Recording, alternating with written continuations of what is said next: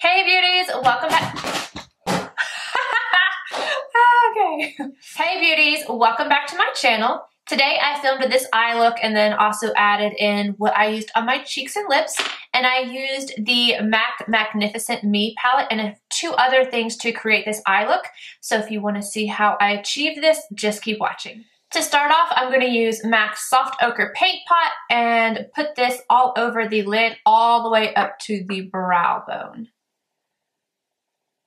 The palette that I'm going to use today is the MACnificent Me Palette. I've talked about this before. It's been in my favorites. I really do use this quite a lot. So I'm going to use it today. And I'm going to use this shade right here. It's called MACnificent Me. And I'm using a 242 and I'm putting this right at the brow arch and then just kind of buffing it out so there's no harsh edges. For this particular eye look, I'm going to be using a MAC pigment, but if you wanted to just use the palette, you could go in with this shade right here, I think this is Sable, and just put it all over the lid instead of what I'm about to do. But I'm going to use Tan Pigment from MAC. So I'm going to take some of that and pack it on my 242, and then hold the brush about a foot away from the Fix Plus and spray it twice. To ensure that I don't get fallout all over my face, I'm going to use a piece of paper towel and put it right underneath my eye, hold it there, and then pat this onto my lid. After I pat it, I can use swiping motions, but I like to pat first so that anything that was going to fall out will be instantly pushed into the lid before I start swiping. Now I'm going to grab the middle shade called Pleasing to the Eye on a Sephora Pro tapered crease brush. Yeah, that's what this is. And I'm going to be putting this into my crease and right above as a transition shade. But before I do that, I'm still going to be using a paper towel just so that when I'm going right over the edge of the tan pigment that it doesn't fall on my face.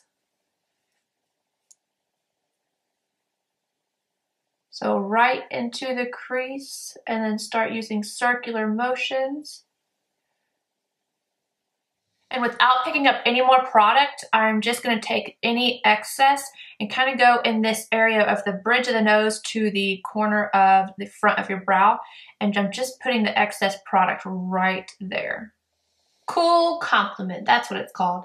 I'm going to be putting this directly into the crease. And I'm not having to hold a tissue up anymore just because if anything was going to fall out, it already would have.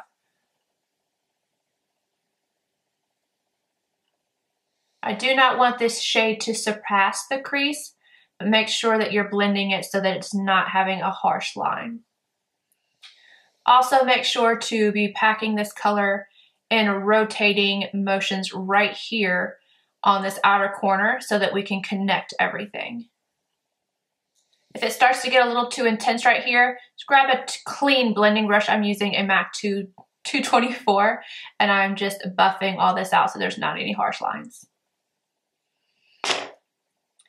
And then I'm going to put a little bit of that same color in that same spot right here. I love this look. I absolutely love it. On a smaller blending brush, this is the MAC 221, I'm going to grab the darkest shade in the palette, and that is called Dance in the Dark. And I'm going to be placing this right in the outer corner here. And then blending it softly up into the crease right here, not going any further than about halfway. Now I'm about to do one of my favorite party tricks, and I'm going to use a different shadow, but in case you want to use just this palette, I'm going to tell you what to do. You will use the same shade that we used at our brow bone, but this time you want to spray it with Fix Plus to make it more intense. I am going to use Kat Von D's Thunderstruck eyeshadow because it's gorgeous. So I'm using a bigger brush. You can use a 242 or really any kind of flat brush you want to use. And I'm going to put this on the tip of this brush and I'm going to take right from the inner corner up kind of in between where we have those shades right at the brow bone and right in between. So I'm going to pack it along the inner corner and then bring it upward. You could totally skip this step if you wanted to, but I really think this is what sets the entire eye off.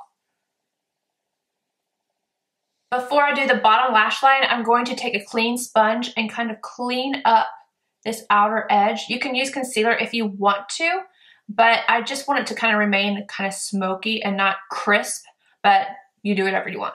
Going back in with the palette and a NARS pencil brush, I'm grabbing the original shade we used in the transition, pleasing to the eye, and buffing this from the inner corner and connecting it to this outer corner here and kind of bringing it down quite a bit. Now I'm going to grab Dance in the Dark, same brush, and just put this on the outer corner here to connect what we did on this side. Now I'm going to pop a little bit of MAC's Chromatographic pencil in NC15 and W20 in my waterline. I just want to brighten up this eye look. I like using this so much more than using a white because white can look really harsh and unnatural. And this, it adds something to the eye without it being really obvious. Time for mascara and then falsies. I'm using MAC's Extended Play Mascara. Make sure you put it on the top and the bottoms. Now, if you wanted to do eyeliner, you totally could. I like this eye look without it, but it's completely up to you. If you do, I would suggest stopping on the middle part and kind of tapering it in. I'm going to be using MAC's 7 Lash, so I'm going to pop those on and then I will be right back. I've got on my lashes, so I'm going to move on to blush. I'm kind of going to do a little bit of a combo. So I'm going to use MAC's Melba, and I'm going to pop this a little further back. And I'm using the Tom Ford blush powder brush. Yeah, you don't need this, but it's to die for. Then I'm going to take a little bit of the MAC Azalea in the Afternoon Mineralized Blush, and I'm going to pop this on my cheeks, like right on the apples, just because I want to have a nice little bit of a glow right here, which I probably shouldn't do because I have a nice little fringe right here, but hey, whatever, we live once. And this is a collection from the Fantasy of Flowers like a year and a half or so ago. So it's not permanent, but you can totally use Petal Power, New Romance, anything light and airy on the cheeks just to make it pop a little bit. It'll be really pretty. I'm going to contour using MAC's Taupe blush. And I'm just going to go in kind of like a rounded. I've been doing it a lot more often this way than just going straight back and forth. Add it to all the other necessary spots. And then go in and blend all of that out. Now I'm going to highlight using the Laura Mercier 01 highlight and the, not NARS, Wayne Goss number 3 brush. This has pretty much been my new dedicated highlight brush because it's so soft, so precise. I don't end up with it all over my face because I can really just kind of pinpoint where I want to put it.